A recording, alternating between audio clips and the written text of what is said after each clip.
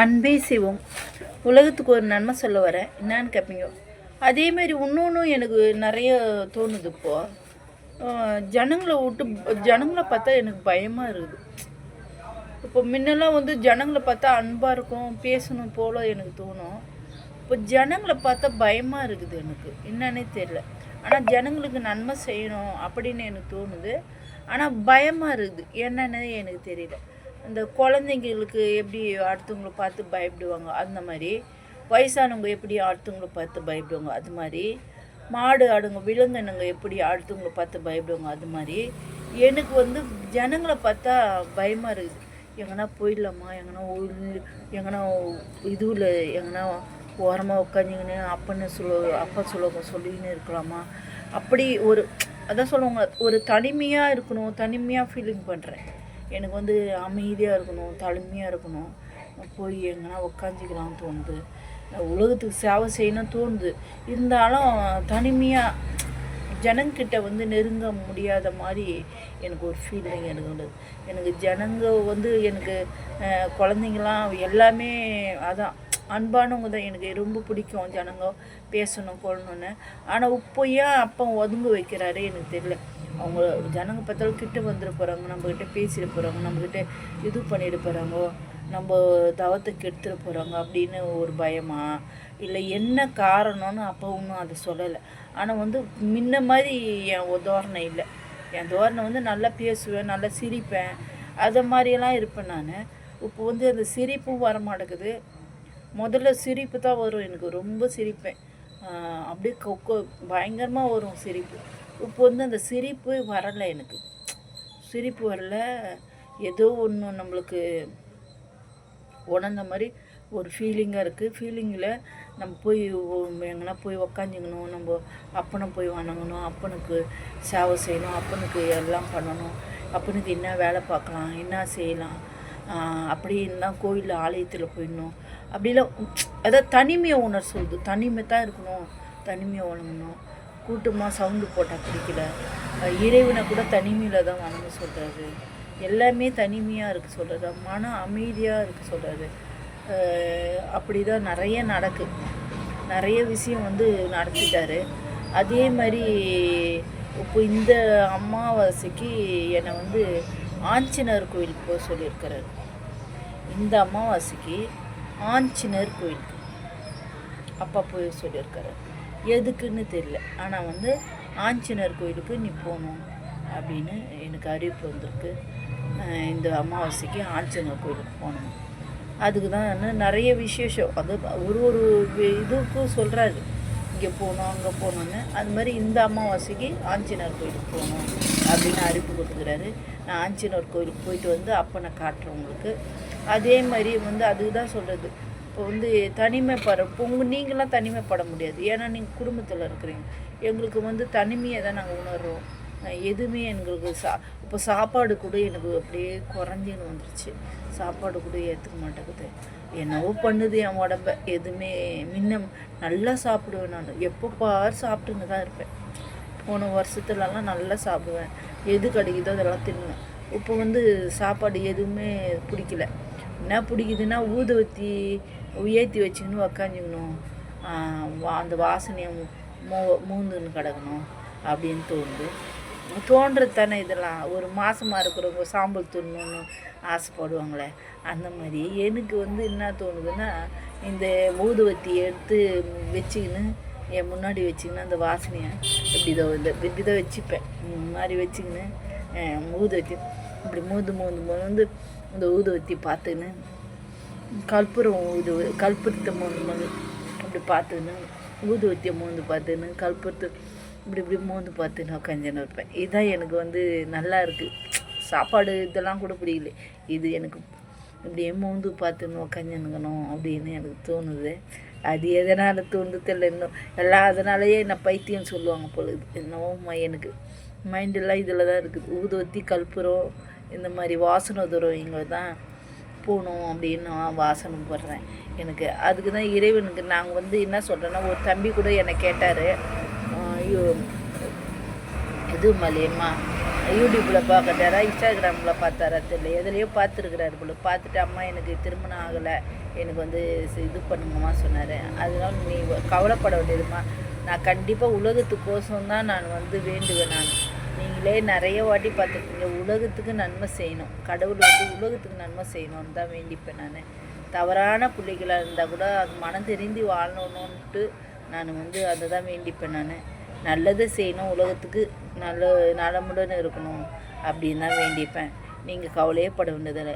நீங்கள் வந்து நிறைய பேர் பார்ப்பீங்க, பார்த்து என்னை பார்க்குறவங்க அனைவரும் நல்லா இருப்பாங்கன்றது எங்கள் அப்பனோட கருத்து. பார்க்கட்டும், பார்த்து நல்ல சலிப்புடன் வாழட்டும். என் கருத்துங்களை நீங்கள் பார்த்து எப்படி இருக்குது, நீங்கள் அந்த செயல்முறையில் நடந்தாவே இறைவன் பாங்கில் இருக்கணும். இது வரைக்கும் அதே மாதிரி நான் வந்து எங்கள் அம்மா இறந்து 1 வயசுலேயே இறந்துட்டாங்க. அந்த இறந்ததுலேருந்து நான் ஹாஸ்பிட்டலுக்கே போனதில்லை.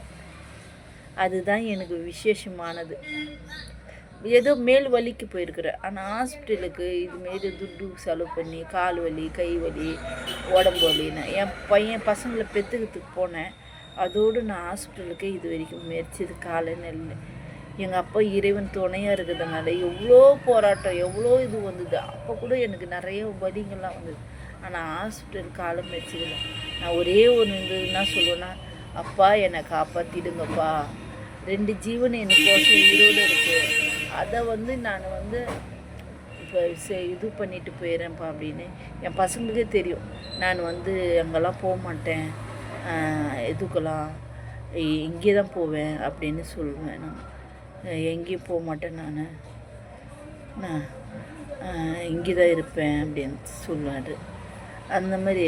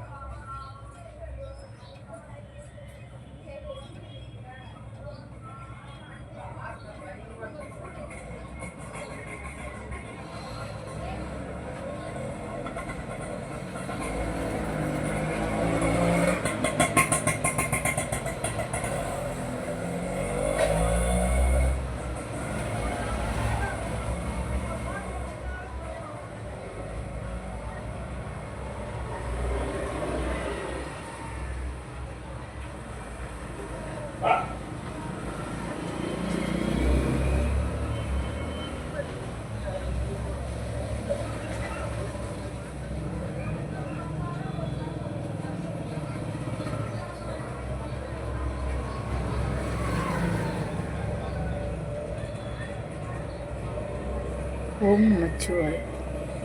என்னன்னு தெரியல, கண்ணு சொருகுது, எனக்கு ஒன்றும் புரியல.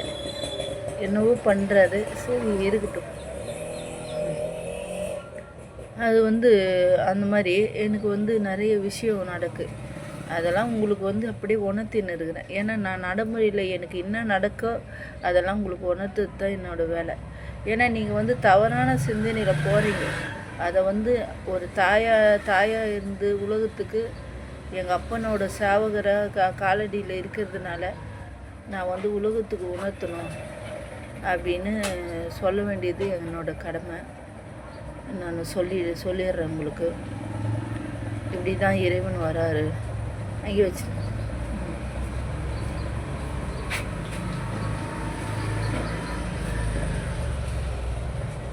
அந்த மாதிரி சொல்லின்னு இருக்கிறாரு. ரொம்ப கஷ்டம் எனக்கு வர்றது வரணும். எனக்கு உங்ககிட்ட பேசினே இருக்கிறேன், எனக்கு கண்ணும் சொருகுது, அப்படியே சொருவின்னு போகுது. நான் எங்கே பேசுறது, நான் என்ன பண்ண முடியும்? உங்ககிட்ட நல்லா தானே பேசியிருந்தேன். இந்த மாதிரி அவரை பற்றி பேசினாவோ அவரை பற்றி இழுத்தாவோ எனக்கு இந்த மாதிரி சோறு வந்துடுது, கேரு வந்துடுது, எல்லாமே வந்துடுது. நான் எங்கேருந்து மக்கள்கிட்ட பேசுறது? பேசுறது ஒரு விதையாக எடுத்துங்க நீங்கள். எனக்கு இப்போ பேச முடியாதான்னு நினைக்கிறேன். முன்னெல்லாம் நல்லா பேசுவேன் நான், இப்போ பேச முடியல என்னால். எனக்கு பேசினாலே அப்பனை பற்றி எடுத்தாலே எனக்கு என்னை தன்னை அறிய முடியல. நான் என்ன பண்ண முடியும்? உலகத்துக்கு நன்மை சொல்லணும்னு இப்போ நினைக்கிறேன், பேச முடியல. போய் உக்கார் சொல்கிறாரு, என்ன போய் ஆலயத்தில் உக்காருன்றாரு, ஆலயத்தில் போ ஆலயத்துக்கு போன்றாரு. என்னால் போக முடியாத சூழ்நிலை உக்காந்துருக்கிறேன் நான். என்னை போதைக்கார மாதிரியே ஆகிட்டார் என்னை போதைக்கார மாதிரியே ஆக்கிட்டு இப்படி உட்கார வச்சுக்கின்னு நீ போனா நான் எப்படிப்பா போகிறது சொல்லுங்களேன்? எப்படி போகிறது? நான் நெருக்கதியாக போய் உக்காரு அப்படின்னா எப்படி உட்கார முடியாது சொல்லுங்க? ஒன்றும் முடியல எனக்கு. போதைக்கார மாதிரி ஆகிட்டார் எங்கள் அப்பா. போதையில் எப்படி இருக்கிறேன்னா அந்த மாதிரி இருக்கிறேன். என்ன பண்ண முடியும் நாங்கள் சொல்லுங்க? மக்களுங்களாம் இதான் இறைவன் நான் எங்கேயும் சாமியார்கிட்ட போகல, எங்கேயும் போகல. இறைவனை இயற்கை மூலயமா தான் நான் அடைஞ்சின்னு இருக்கிறேன். இதுதான் இறைவன். அதுக்கு தான் நீங்கள் இறைவனை இயற்கை மூலயமா அடைங்க. உங்கள் குடும்பத்தில் தான் இறைவன் இருக்கிறாரு, உங்கள் குடும்ப சூழ்நிலையில் தான் இறைவன் இருக்கிறாரு. நீங்கள் போயிட்டு சாமியார்கிட்ட போனீங்கன்னா நம்ம பிணமாக தான் வெளியே வரும். நம்ம ஆற்றல்னால் அவங்க எடுத்துப்பாங்க. ஆற்றலை எடுத்துக்கின்னு ஒன்றுமே இல்லாத பிணமாக ஆக்கிடுவாங்க. இறைவன்ட்டு போனாலும் ஒரு தடவை பட்சமாக போனாலும் அப்படி தான். ஒரு தடவை பட்சமாக இருக்கவே கூடாது. இப்போ நான் ஒரு தடவை பட்சமாக ஒன்றை சாதிக்கணும், இறைவனை நான் பார்க்கணும் அப்படின்னு போயின்னு இருக்கிறதுனால நான் இறைவனை நான் அடைஞ்சு இது பண்ணின்னுக்கிறேன். இப்போ ஒருத்தர் நல்லா நான் வேலையில் இருக்கணும், நல்ல இதுன்னு அந்த யார் எப்படியோ அப்படியே ஐயன் கொடுக்குறாரு. ஆனால் அதை நல்லபடி பயன்படுத்தணும். உலகத்துக்கு நன்மைக்கு பயன்படுத்தினா அவங்க சாதனையாளராக ஆகிறாங்க. உலகத்துக்கு நன்மைக்கு பயன்படுத்தலை, அவங்க சுயநலத்துக்கு பயன்படுத்தினாங்கன்னா அவங்க அகல பாதாளத்தில் தள்ளப்பட்டு அவங்க அசிங்கப்பட்டு துன்பப்பட்டு நோய்வாய்ப்பட்டு இப்படியெல்லாம் போகிறதுக்கு தான் ஆண்டவன் பணம் கொடுக்குறது. மக்களுக்கு உதவு சொல்லி தான் கொடுக்குறாரு பணம். ஒரு ஆளுக்கும் நீங்கள் தேவையானது எடுத்துக்கின்னு மீதியை மக்களுக்கு உதவுங்க அப்படின்னு கொடுக்குறாங்க. விலங்குனுங்க உதவுன்னு சொல்கிறாங்க. நீங்கள் மடியில் கட்டிக்கின்னு நீங்கள் தான் ராஜான்னு இருக்கும்போது அப்போ இறைவன் என்ன பண்ணுறாருன்னா உங்களுக்கு நோய்வாய் கொடுக்குறாரு, உங்களை அசிங்கப்படுத்துகிறாரு, உங்களை துன்பப்படுத்துகிறாரு, எல்லாமே படுத்துகிறாரு. அதே நீங்கள் அன்னதான பிரபம் மாறும்போது உலகத்துக்கு அந்த பைசாவில் உங்களுக்கு தேவையானதை எடுத்துக்கின்னு மீதியை உலகத்துக்கு நன்மை பண்ணும்போது உங்களை அன்னதான பிரபவை மாற்றி அவருக்குள்ளே ஐக்கியம் பண்ணிக்கிறாரு. இதுதான் உலக நடப்பு. ஒருத்தருக்கு பணம் கொடுக்கறதுக்கு உங்களை ராஜாவாக்குறது இல்லை, உலகத்துக்கு நன்மை பண்ணுறதுக்கு தான் ஒரு ஜீவனுக்கும் பணம் கொடுக்குறது. திருடின பணத்தை நான் சொல்கிறேன், உழைப்பால் வந்த பணத்தை சொன்னேன். எந்த பணமாக இருந்தாலும் இப்போ நீங்கள் எதனா தவறுகள் பண்ணி பணம் சேர்த்துட்டா கூட அதை நன்மைக்கு யூஸ் பண்ணிங்கன்னா நீங்கள் பெருந்தலைவராக ஆவீங்கன்றது இறைவனோட கருத்து. இதை தான் சொல்ல வராரு. அன்பே செய்வோம், நல்லதே செய்வோம், நலமுடன் இருப்போம், சித்தர் ஆலயம் போவோம், இறைவன் ஆலயம் செய்வோம், இறைவனை நம்மளே அறிவோம், நம்மளுக்குள்ளே தான் இறைவன் இருக்கிறார். அன்பே சிவம்.